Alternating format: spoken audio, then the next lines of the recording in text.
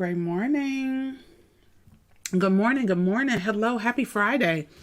Happy Friday to our replay viewers. Good morning, good afternoon, or good evening, depending upon what time you are watching this video. Welcome. Welcome. We are studying the book, Business Secrets from the Bible. If you are new to our community, here we go. All right. If you are not new, what's going on? Hello.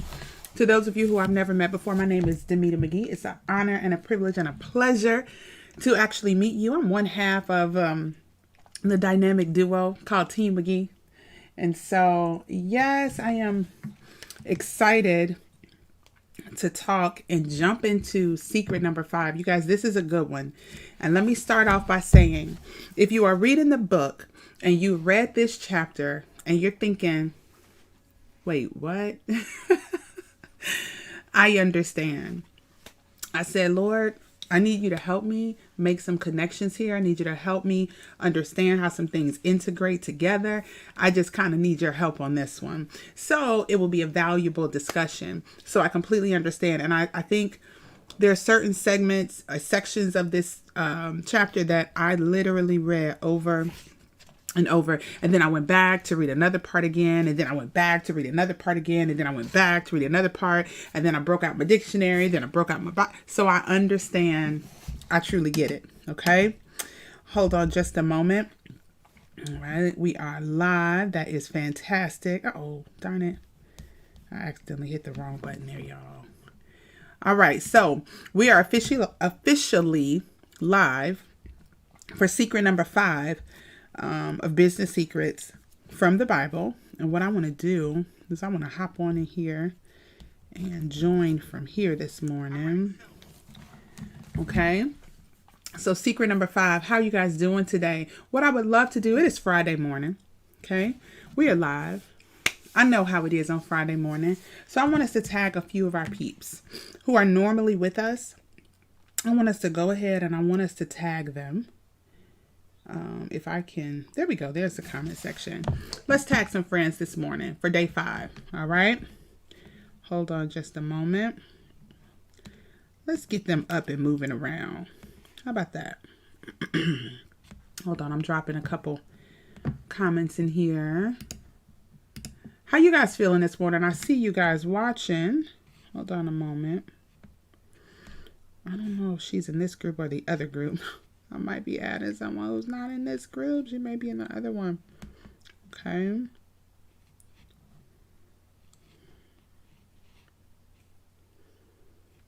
Okay.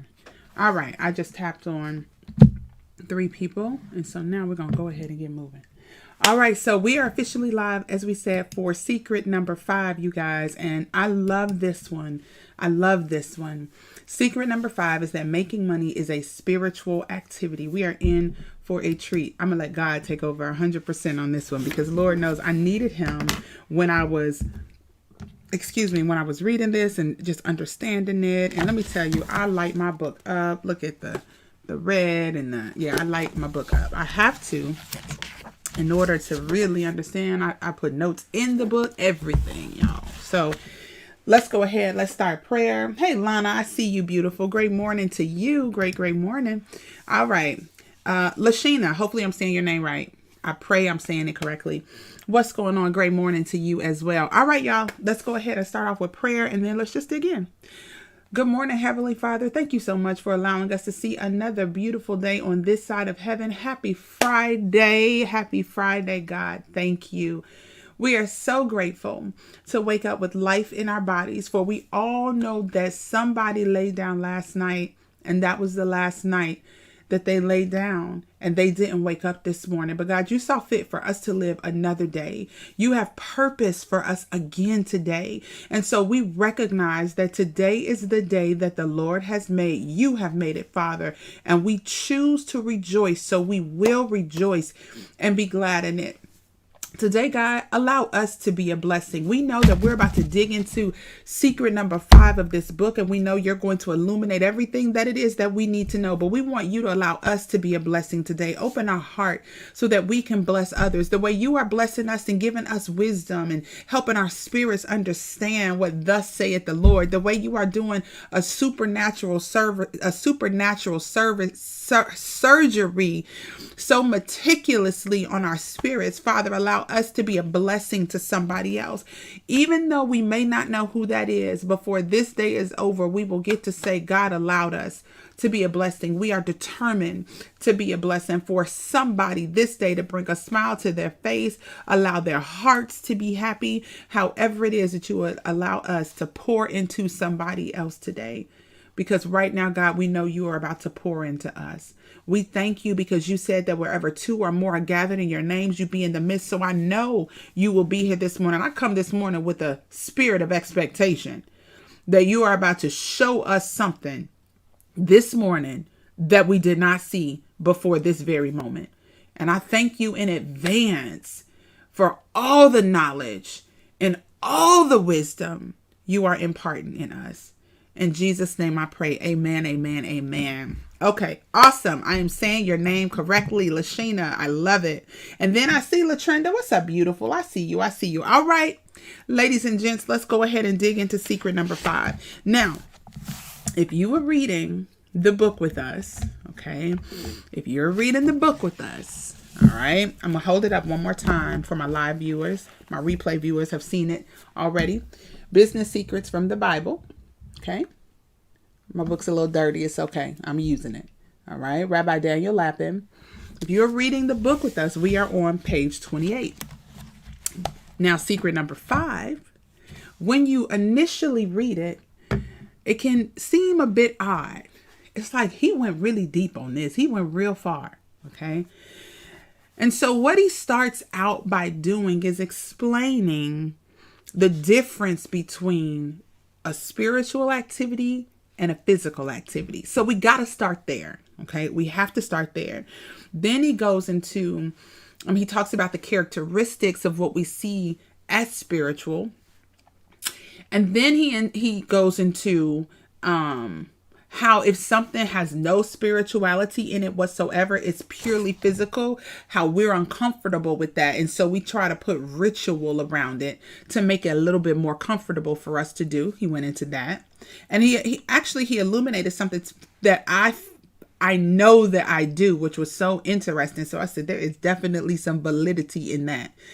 And then from there, we dig into why business is spiritual. Okay. Great morning, Eugenia. We dig into that. So let's start. First things first, what does it mean to be spiritual? Okay. So when you look up the actual definition of spiritual, this is what it says, right? It says that it's relating to, hold on, and let's make this easy. All right. Let's make it easy.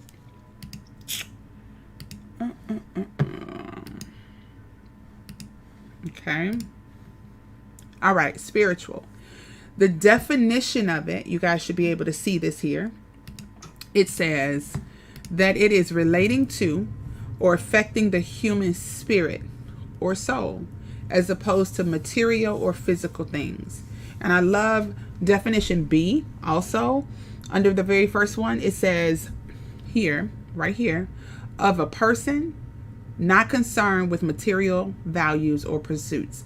So it is the extreme opposite of being concerned with things materially or physically.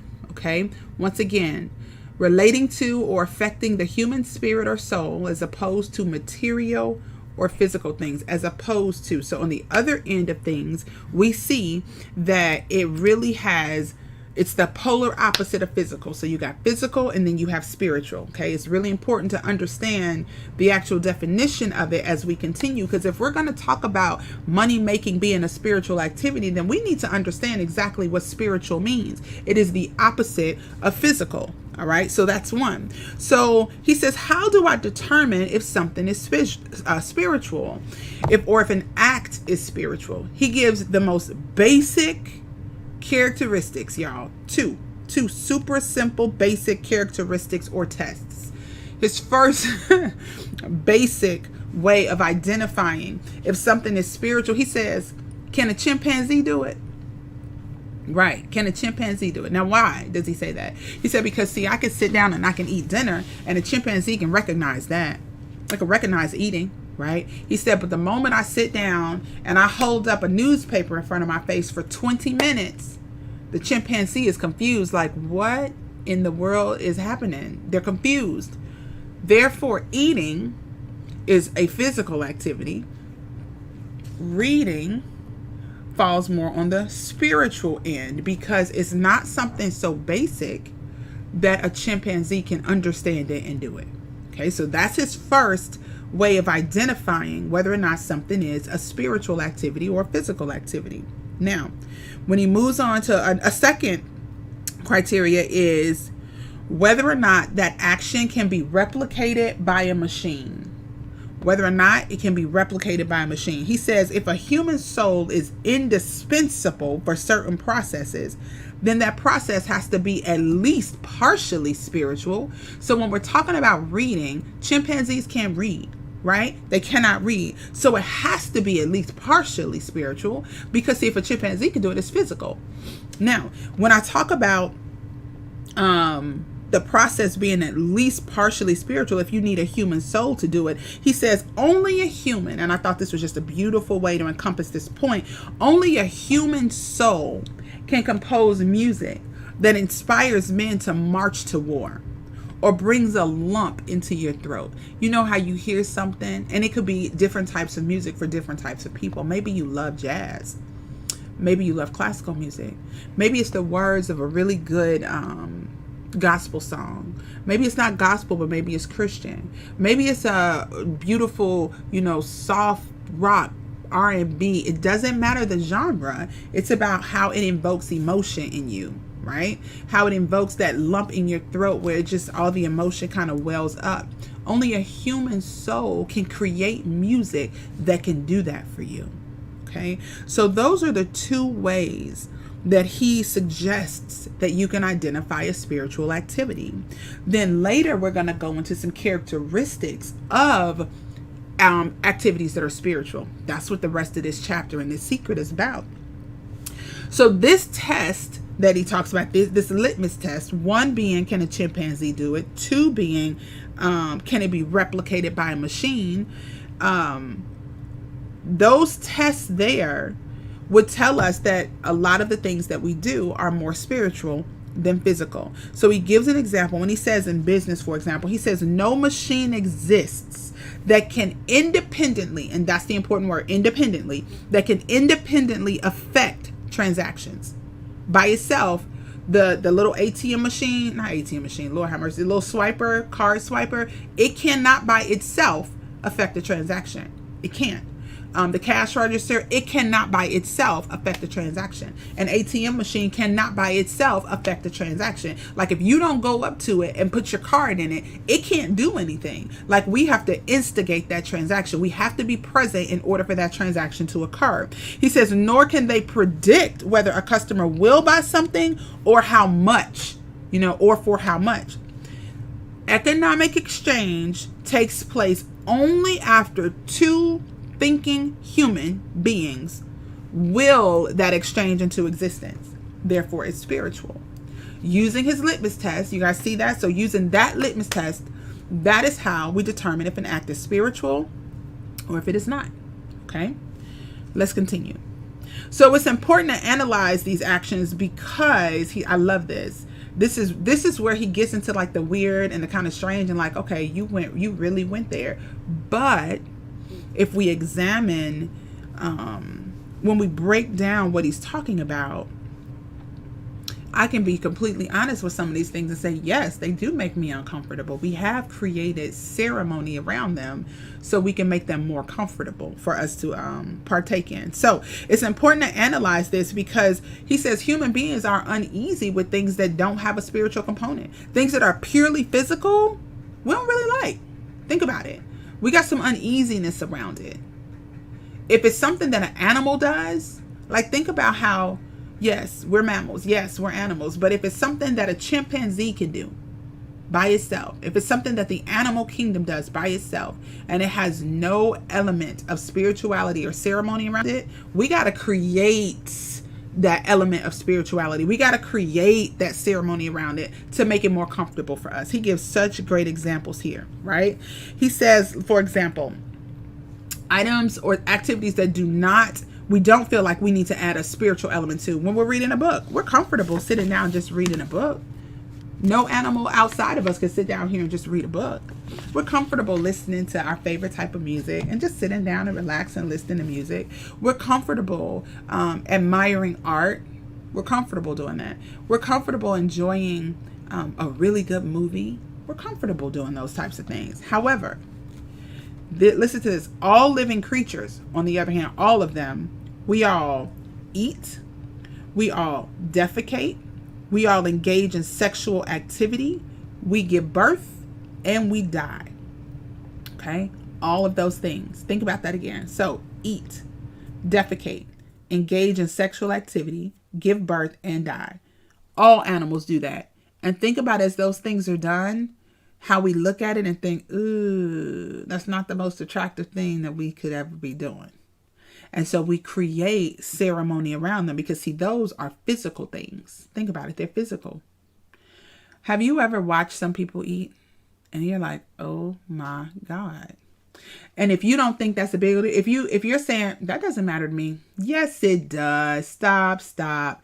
Think about how many times now, especially when you're first dating. I'm so glad I'm not in a dating game anymore. Oh my God. So when you are first dating someone, the first time you go out, now you may be the woman that's like, no, I'm going to order what I want to order. I get that. But most of us, we try to eat daintily. Like, we try to eat in a way that's not grossing the guy out. Let's just be honest. We're trying to eat kind of, with a feminine fashion and appeal. Make sure we're cut in small pieces because we don't want to have a big, huge hunk of meat in our mouth. Right. Think about that. Right. He said that there was an artist who just completely shattered a barrier because what he would do is he would take these pictures, or a photographer, he'd take pictures of people while they were eating. How many of us say, don't take a picture of us while we're eating?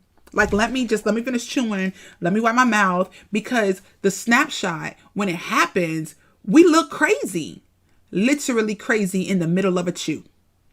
Literally. There's no telling what distorted way your face is going to look. Yes, Latrinda says, yes, with some class. Exactly. There's no telling what distorted, way your face is actually going to look when you're in the middle of putting food in your mouth, when you're in the middle of chewing it. Like, it is the craziest thing. Don't believe me? You do believe me. I know you know this already, but don't believe me? Just sit down and just eat today, and do it in a really classy way that Latrinda is talking about. Do it in that classy way and still have somebody grab your phone and take a picture of you, or sit your phone in front of yourself and take a picture while you're eating. Put the timer on, and I want you to do it all nice and classy, and it's still going to capture the worst image possible. You know what image it's going to capture? The ones that Facebook use as a thumbnail. Like, I could do an hour-long video, and in the middle, I could smile.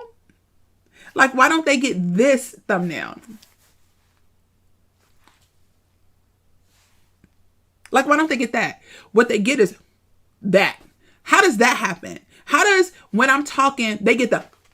How do they get that in the midst of everything? That's what happens when you eat. That is what happened. So just do the test today. Sit your phone in front of you. Put on the timer, right? Put the timer on. And I want you to eat with some class in front of your phone. Eat with some class. And then, even though you're eating all nice and classy, watch what picture that phone takes. In the middle of all of it is still some awkward, crazy looking picture. And that is a pure physical activity that a lot of us can get uncomfortable with, right? Think about how many people don't like to really eat in front of a lot of other people. You want to just kind of think about that. Now, let's think about something else. The bathroom activity, right? Purely physical. I look at my dog when he goes outside. I'm just like, you just all in front of people, just doing your business, huh? Just doing your business. So what do we do to make that a much more comfortable experience for ourselves. We go in and we beautifully decorate our bathrooms. In fact, in a lot of homes, the bathroom is the most decorated place in a house. It can be one of the most beautiful, elegant. My husband and I are looking at houses, and the bathroom's got to be right. It has to be right. It has to be. And so what we do for something just purely physical, like urinating and defecating, what we do is we need to be in an atmosphere that at least helps make it a little bit less so. So while we're doing our business, at least we can look at a little cute piece of soap that looks like a rose, right? What else? Birth, childbirth. Let me tell you, one of the, to all my moms, y'all know, now I used to be insanely modest. The idea of anybody down below, like I didn't like the idea of a gynecologist, like none of that. I was just uncomfortable with the entire process. But childbirth, like now we create ritual around it because it's not us looking our best. Our best, it shows our strength. Yes, it shows our strength. But how many of us were really uncomfortable, especially before pain really hit in? How many of us were really uncomfortable with the idea of what we were actually looking like? Think about it. It's not us at our best look. It is us at some of our strongest points. But guess what? That strength isn't always really attractive physically. It's a physical thing, right? So what do we do around it? We put ceremony around it. Ceremony around it. Listen, let me tell y'all, sex used to be a thing for me. Like, this is one of the most unattractive things that, like, literally, these are things that people go through because they're purely physical. When it comes to death, we have ceremony around it. Ceremony around it. Think about it. We have beautiful burials, right? Nobody just takes your loved one and leaves their remains in the alley out back. No, we don't do that. We create ceremony around it. So the things that we do, that animals do, that are purely physical, we create this element of spirituality around it so we can be more comfortable with it. And it's so interesting when he first makes that statement, it sounds kind of silly. When he said, when necessary, we superimpose spirituality just to avoid being exclusively physical because it makes us feel uncomfortably animal-like. And I was like, what? Really? I don't know about that. And then when I really start digging into it, it's true. It's really, really true. So our goal is to make things more spiritual, okay? Now, let's look at, he says, on the other hand, when something is purely spiritual, we're super comfortable with it. Super comfortable. We have no discomfort. Reading, you know what I'm saying? Art, we have no issue with that. We don't need to dress it up. Now let's look at, now that we understand purely the difference between what it means to be a physical activity, what it means to be a spiritual activity. Now that we understand when something is purely physical, we got some kind of discomfort with it, and we got to add elements of spirituality to it so we can be more comfortable. This is really important. Now that we've laid that foundation, now let's dig into the business aspect of it and how making money really aligns with the spiritual side of things. Okay. And he says that economic activity is another way in which we satisfyingly distance ourselves from the animal kingdom and we draw closer to God. How do we do that? He ends that particular segment by explaining that seizing another person's property by force is animalistic. So you can get what you want, but you can either take it or you can purchase it.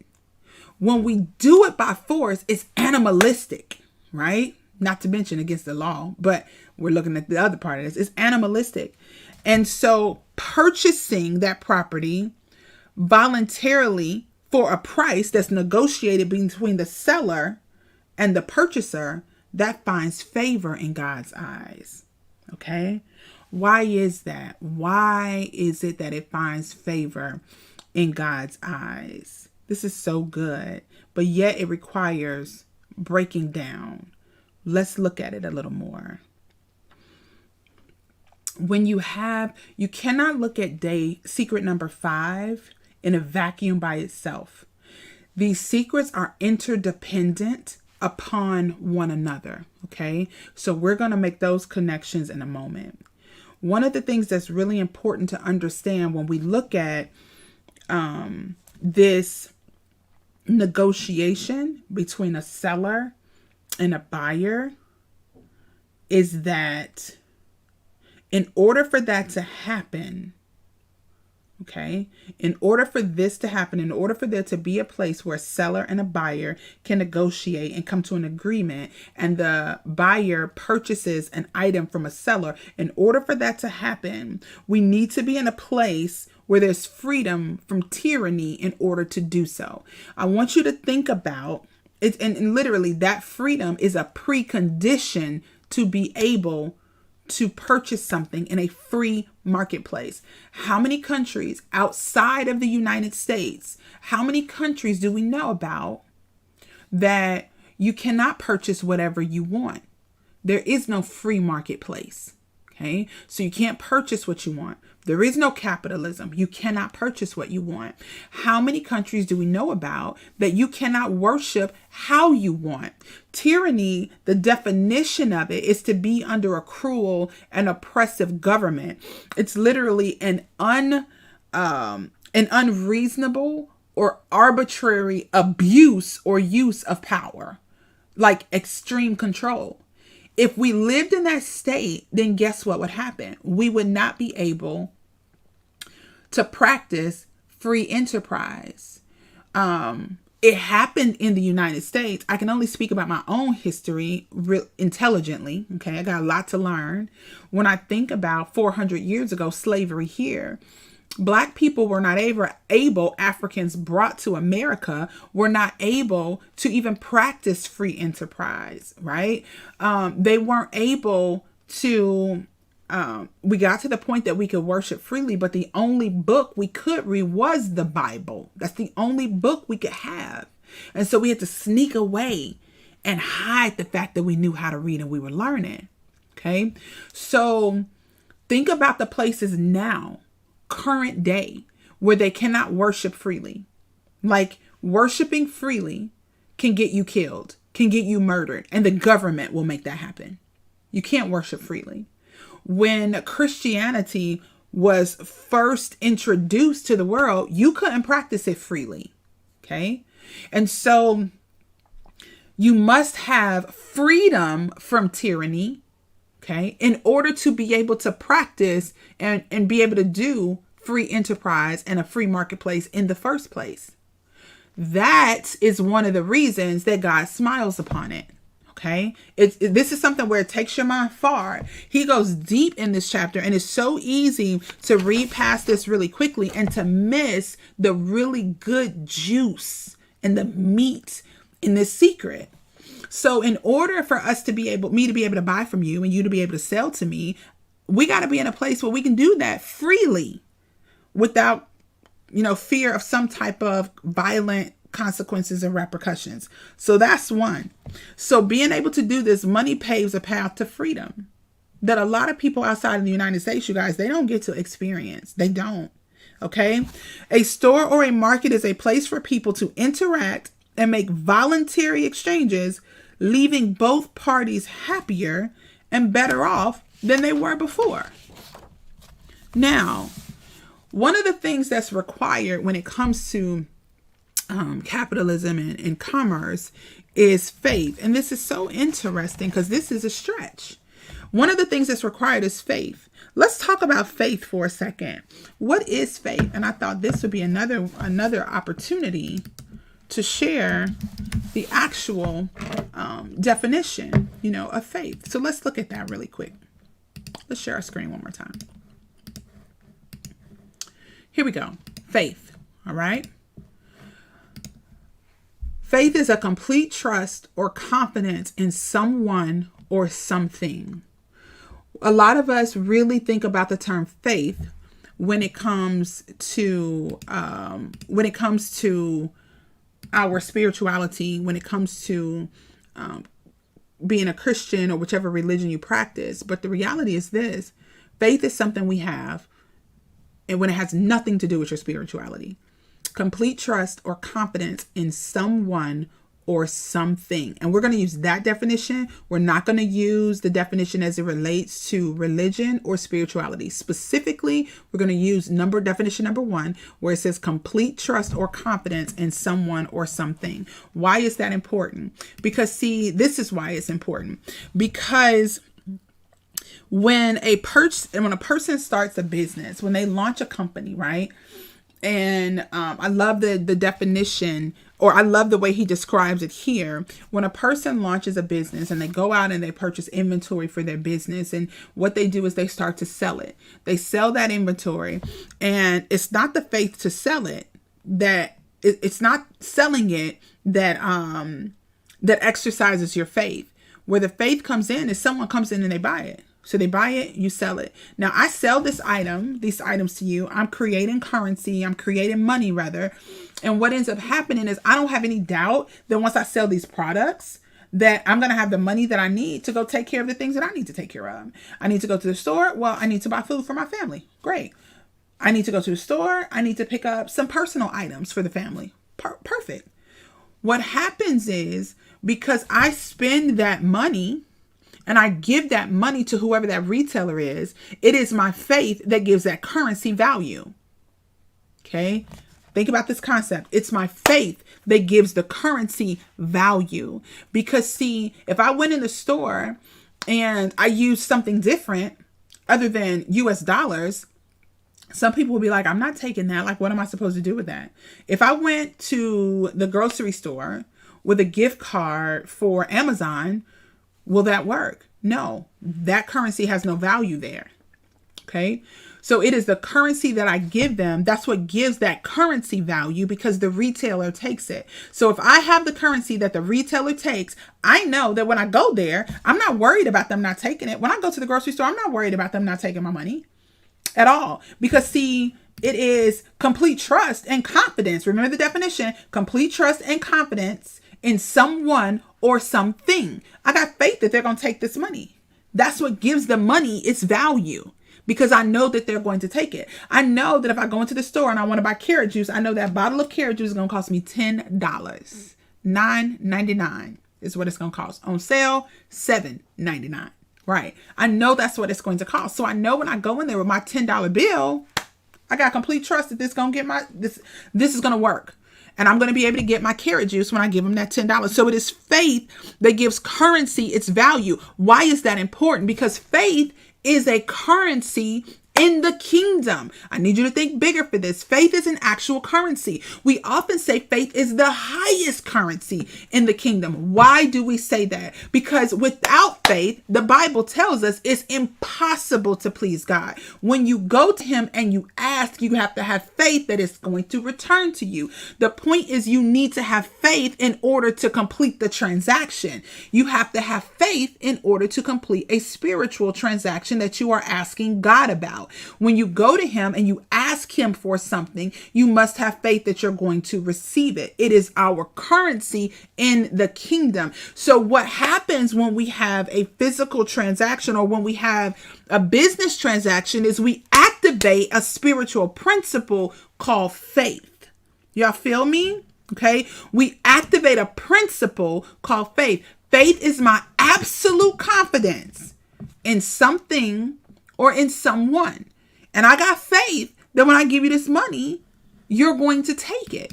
I have faith that that's going to happen. And guess what? It does. So it is faith that converts these little metal discs called coins and printed paper into money. It is faith that gives currency its value. It is faith that is the highest currency in the kingdom.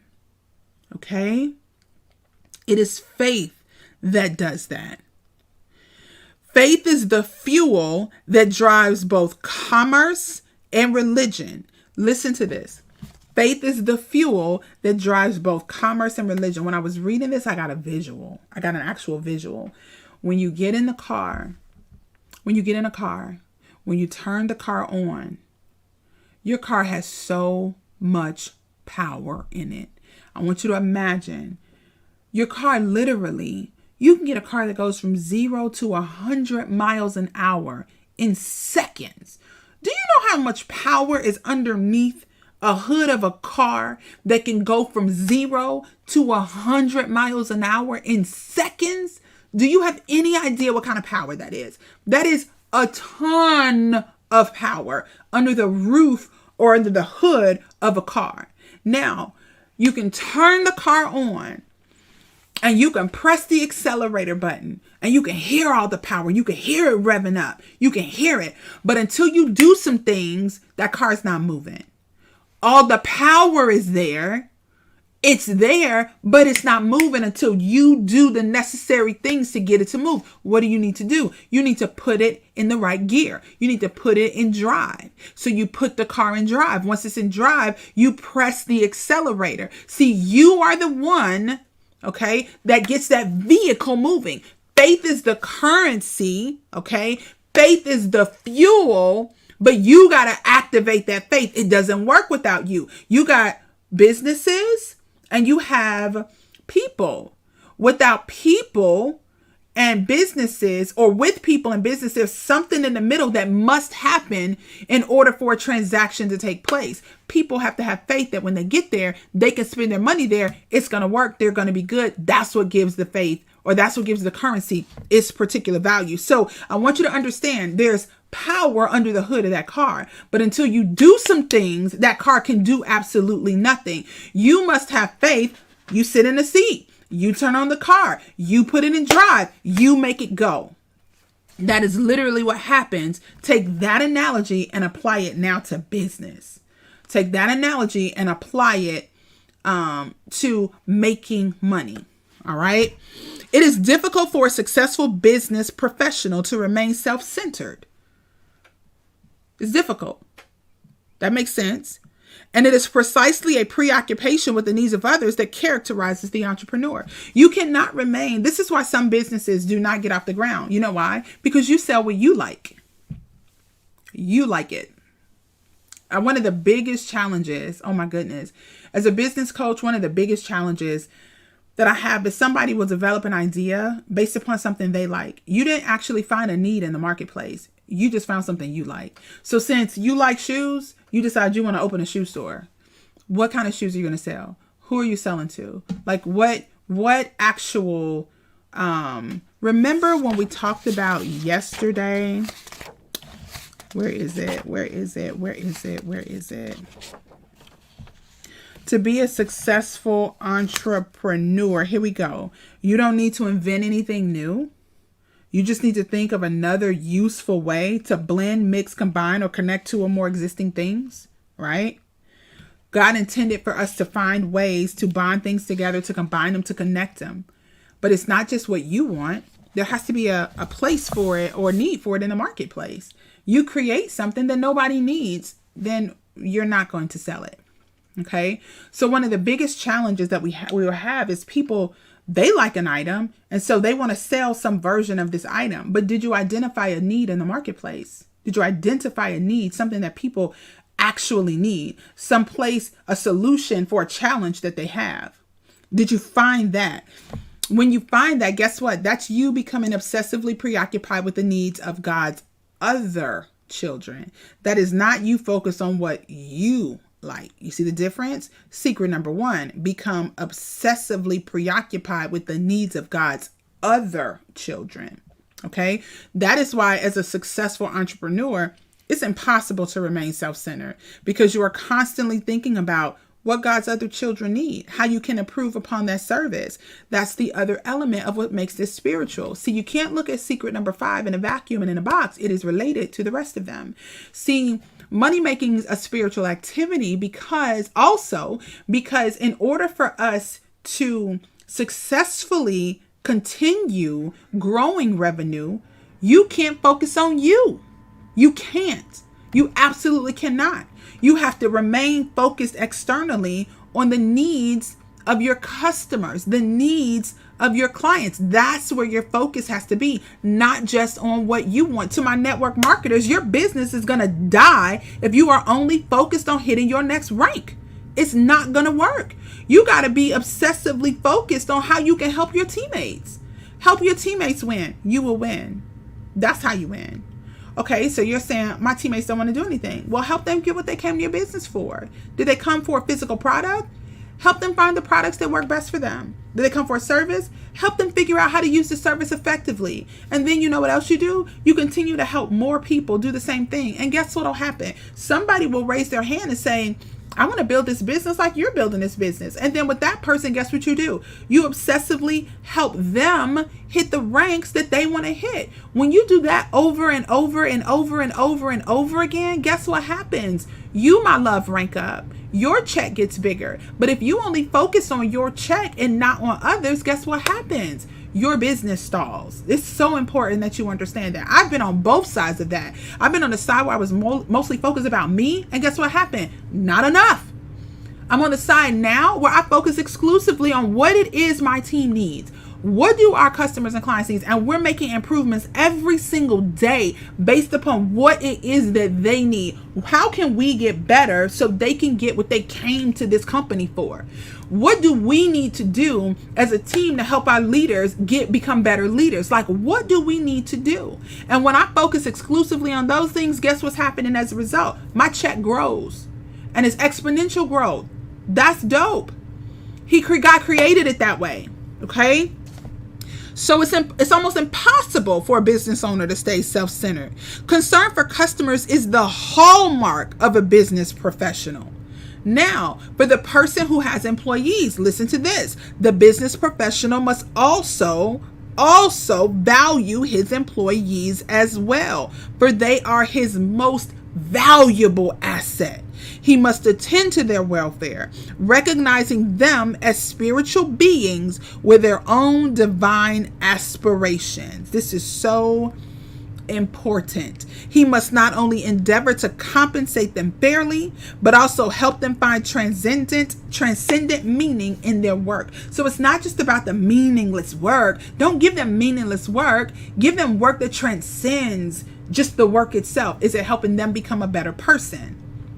Okay. Remember, they're spiritual beings. I love how he says ancient Jewish wisdoms prohibits an employer from instructing a worker to perform meaningless work. He said, for example, today your goal cannot be to dig a hole. And then tomorrow you got to fill the hole. And then the next day you dig another hole. And then the next day you fill the hole. And you keep doing that over and over because it's mindless work. Let me tell you, I met a gentleman this week, someone that we're partnering with to do some events for our company.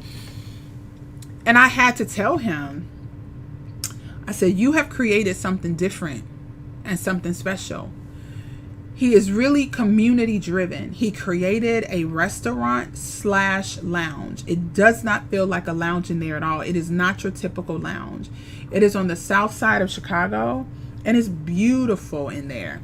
Beautiful, great location.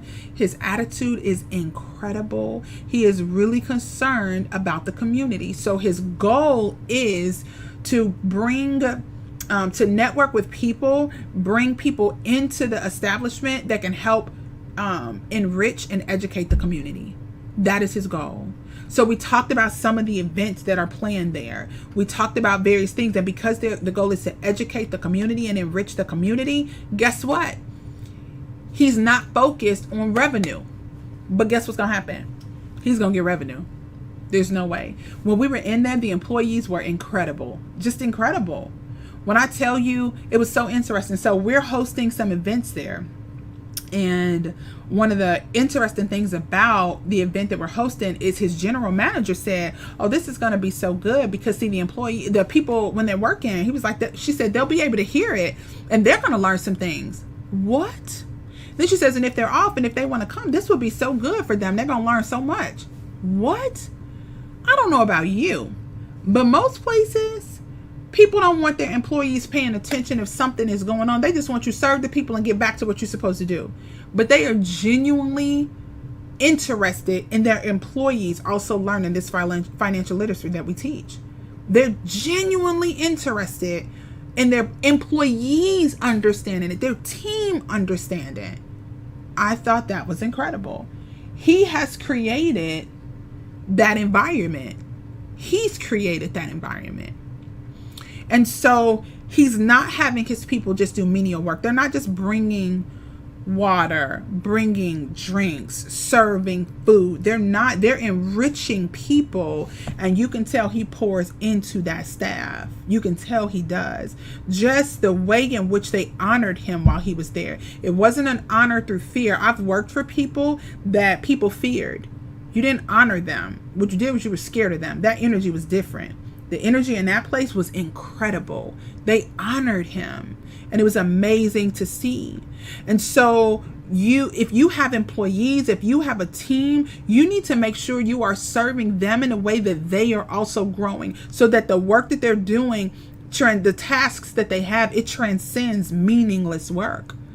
It pours over into them becoming an even better person. You are held accountable to a standard that God created. How are you helping people?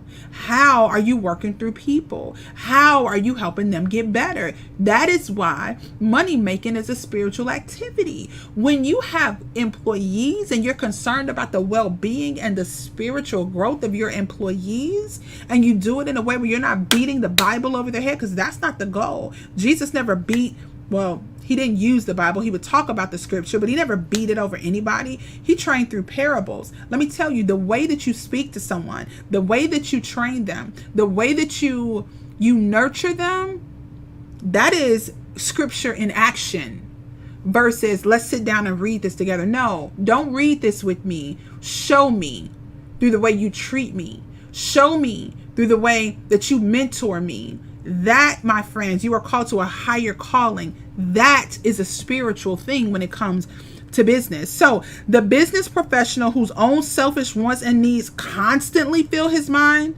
is doomed. Thus, both business and religion discourage selfish, narcissistic behavior. Let's round this thing out.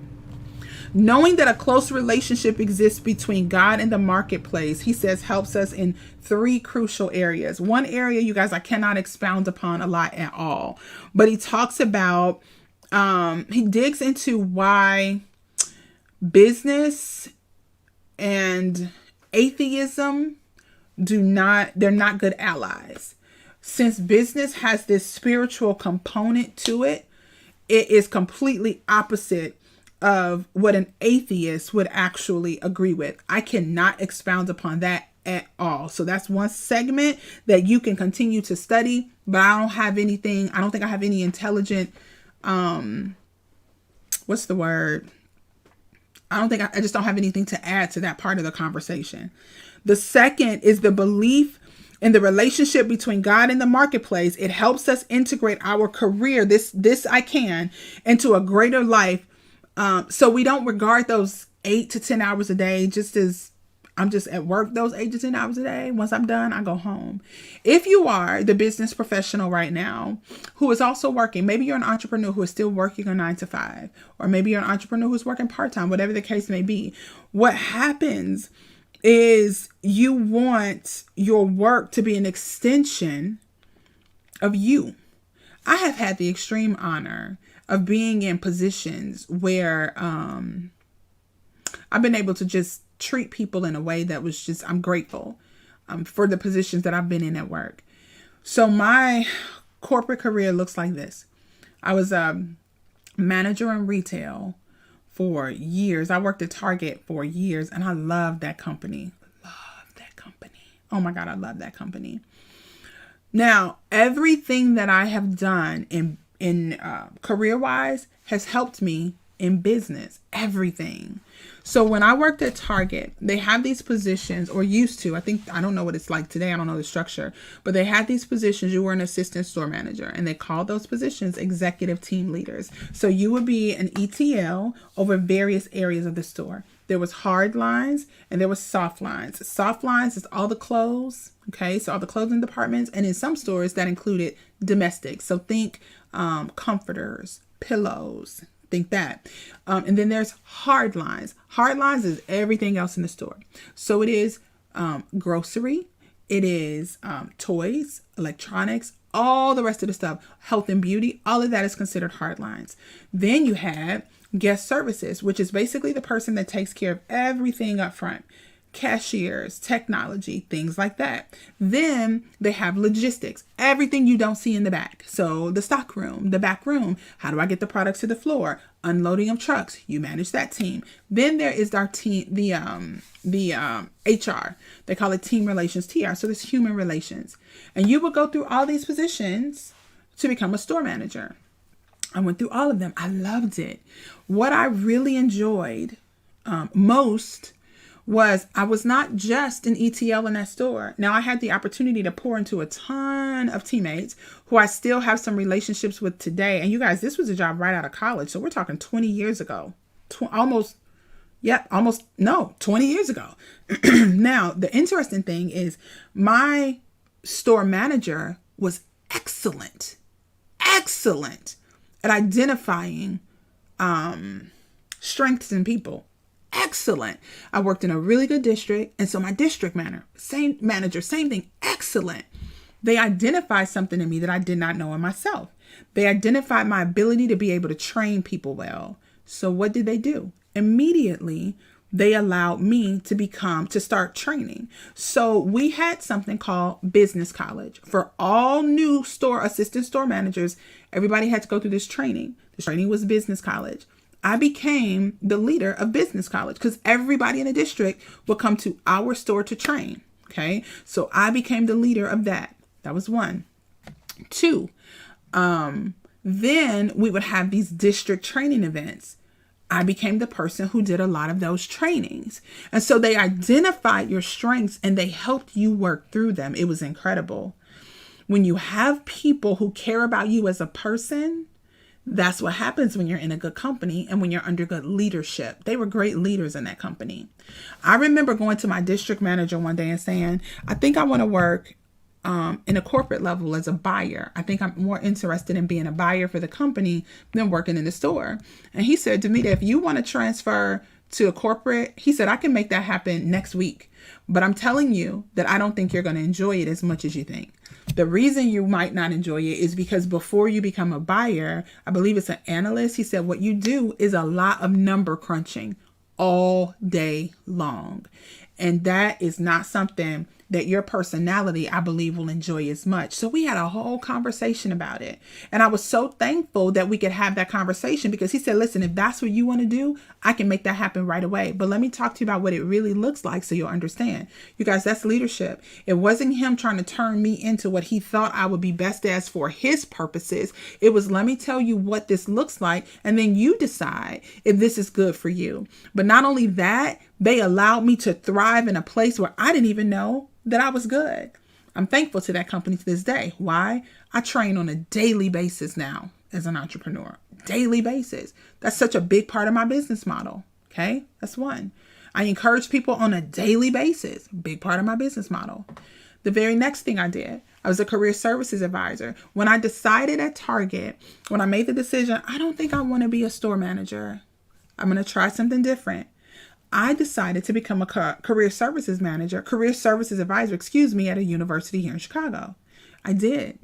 Although I was there for several years, I was bored out of my mind because just like my district manager told me, sitting at a desk all day for 8 hours was not fun for me. What I loved about retail was constantly moving, the people, customers, the challenges, everything. The pay was amazing, everything. As a 25-year-old, I was making almost $55,000 a year. Amazing. 25 years old. No children, no nothing. I was having a really good time at Target. And so when I become a career services advisor, I become even more polished. I'm able to teach young people at this point how to be polished, how to present themselves. Guess what? That has served me well on this side as well. As an entrepreneur, I learned how to present, how to do effective presentations because when I was in the university setting, we had to teach it. We had to do a lot of presentations for a lot of the students. I learned how to compose a really good presentation. I learned how to present and engage with students, even the most bored of them. I learned how to engage with them. Guess what? That serves me really well today. Exactly. Now, what was next? After that, I had my son and I took a break from work for a year. When I went back to work, I went to retail. When I went back to retail, this is when I became an operations manager. I built my way, worked my way from a department store manager to the second in command in the store. Now, let me tell you, that job was hard. Very, very, very challenging and competitive in Chicago in the home improvement industry. I was an operations manager at Lowe's Home Improvement, and that was a difficult job. What did I learn as an operations manager? I learned how to manage a store of like 300 employees. That was different. I had never quite managed such a large number of people. I worked for an insane, narcissistic, just absolutely abomination of a boss. Absolutely horrible. He taught me what not to do with people. That was really good training. It was a high stress environment. I learned a lot about profit and loss because I was responsible for our P&L. I was responsible for it. I learned a lot about your store can take in a whole lot of money, but if you don't stop the bleeding at the bottom, your store can lose a whole lot of money. I learned a lot about expense control on a corporate level because I was responsible for the bills in our store, believe it or not. I was responsible for going line by line, item by item, seeing exactly what was spent, validating expenses, making sure, something's wrong here. This register was off. How do we fix it? Like literally daily. And while I was there, when we lost an HR manager and we were in transition, before I became an operations manager, before we lost our HR manager and in transition, I did a lot of HR stuff, ensuring the store was trained, ensuring, people were finishing up what they were supposed to finish in the HR capacity, helping with paperwork, helping with hiring, helping with all these pieces, doing payroll, doing all this stuff. And guess what it did? It trained me again to think on a much bigger scale. That showed me just how much, because as a store, we were leasing that space. And what we paid for that corner in Chicago, that was my introduction to commercial real estate. That was my introduction. And that's when I said to my husband, babe, we need to think about commercial real estate. Every single month, we were paying $70,000 just to lease the space. That gave me more of an idea. I had never been exposed to commercial real estate. Who would think that as an operations manager, I would learn, I need to look into commercial real estate, which is still something that's on our radar right now. Everything that I've done has prepared me for this very moment. Everything, which is why none of what you do is menial, which is why your career choice is not just about going to work those 8 to 10 hours a day and leaving it there and staying at home. It should build you up as a person. It should do more than you just going to work and going home. It should affect you in a way. Now, it's easy for me in hindsight. I enjoyed all of those jobs. It's easy for me to, in hindsight, see how that preparation, to see how God was literally preparing me for now. I didn't know that. It's easy for me to see it now, but your job is not just a job. It's not. When we understand that it's a spiritual activity, making money is a spiritual activity, the career that you're in, the job that you have, if it's not a career, there's something happening there that's also preparation. Now, if you feel like ain't nothing happening here at this job, then I challenge you to see maybe your boss is not the person that is accepted the call to understand that they need to mentor you. Maybe they're not. But now my question for you is, what can you do different so you can show up with a different attitude at work, understanding that this is not just preparation for a job. What else is it helping you understand about yourself spiritually so it can just transcend your job responsibilities? Y'all see where I'm going with that? And then step number 3, or not step 3, but area 3, where he talks about how the relationship between God and the marketplace, how crucial it is. It helps us in these 3 crucial areas. The third one is this, and this is really big. Recognizing the congruence between work and spiritual reality, the professional, the business professional is all the better able to sell himself and his products. You ready for this? His work is creative and therefore a legitimate way of emulating God and his infinite creativity. Remember the other day when we talked about how we have infinite creativity because we were created in God's image? That is what happens when you are a business professional. You get the opportunity to be creative. And remember, your creativity is unlimited. Only you are putting boundaries on what you are capable of doing. God never put those boundaries there. Never, ever, ever. You did. You did. And so business allows you to tap into that because you got to be creative to make sure your customers stay at the forefront, to make sure your employees stay at the forefront because you are serving both of them. You cannot think of this, remember, secret I said, by itself in a vacuum. The fact that business or money making is a spiritual activity, it is proof that it's a spiritual activity because in order for us to be a successful entrepreneur or business owner, we must be obsessively preoccupied with the needs of God's other children. And what was that, y'all? That was secret number one. In order for us to be a successful entrepreneur, we must become obsessively preoccupied with the needs of God's other children. We must do secret number one.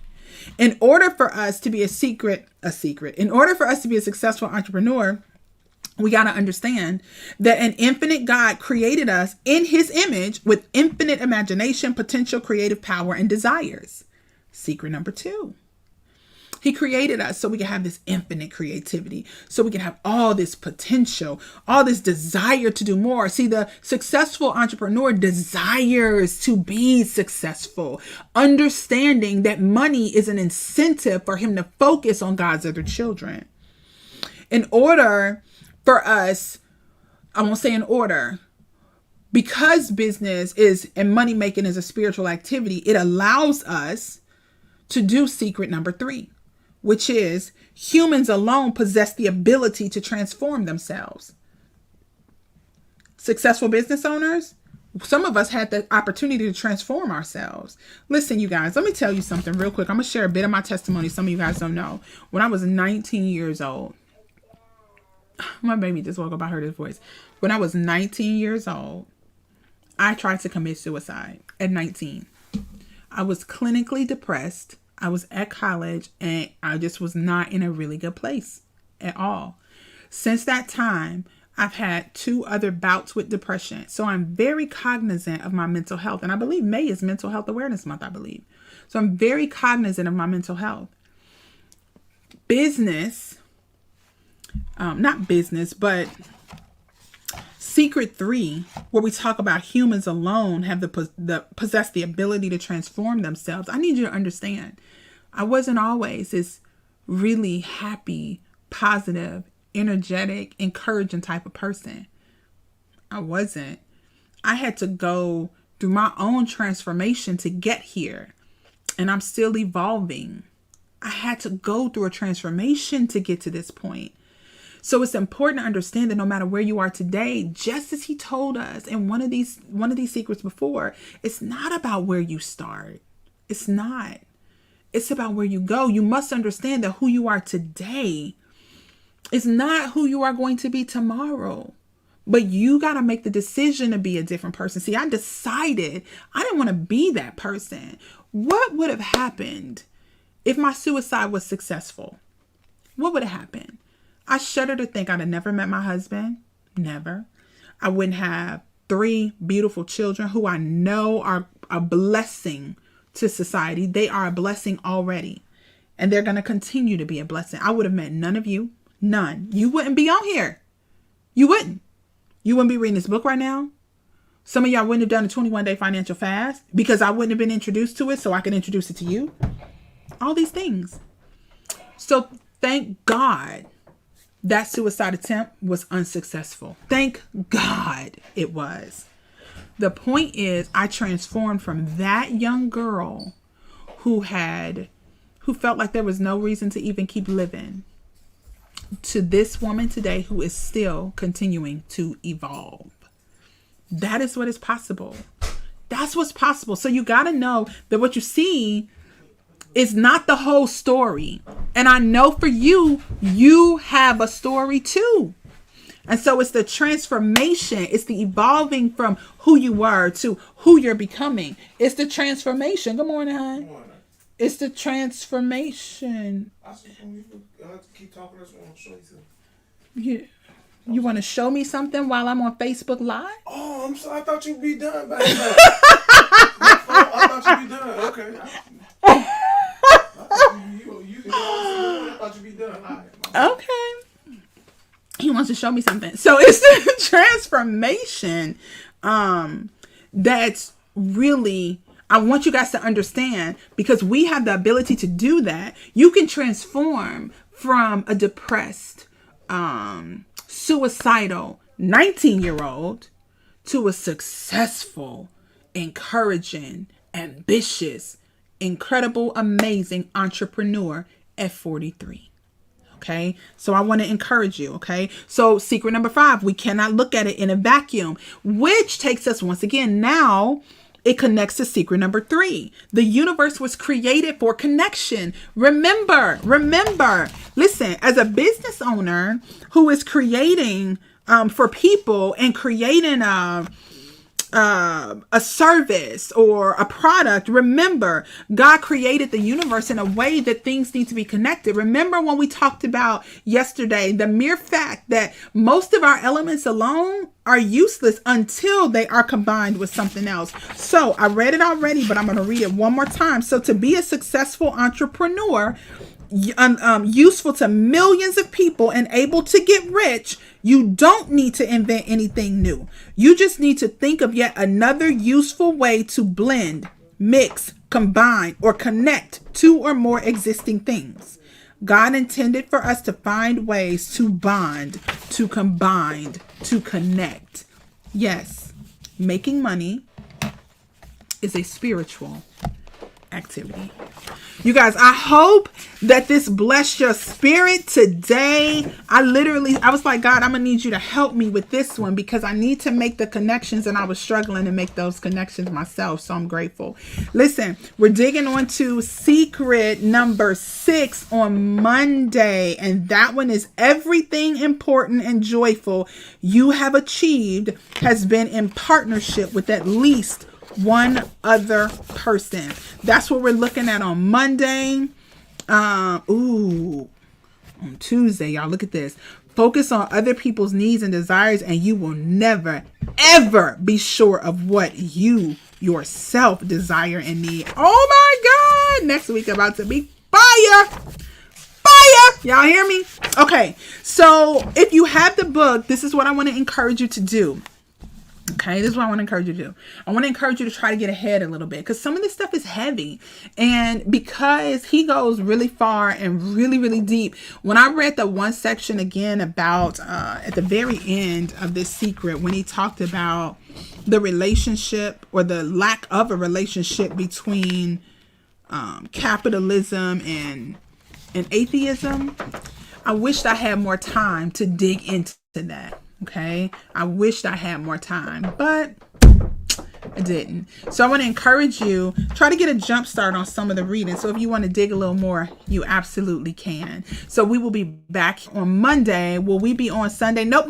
No weekends. We're only doing Monday through Friday. So we're done for the week. I want you guys to have an amazing weekend. If you have the book, get a jump start. We will be right back here on Monday morning at 7 a.m. Central, 8 a.m. Eastern.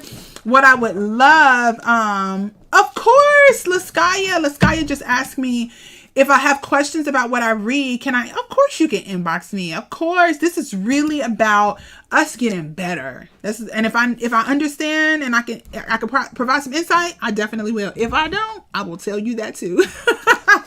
I'm not going to provide some fake solution that's not accurate. So to all my mamas on here, thank you, sis. Thank you to all my mamas. Just like Tasha said, happy Mother's Day. You guys, you are incredible. You are amazing. If nobody told you, you are loved. You are loved so very much.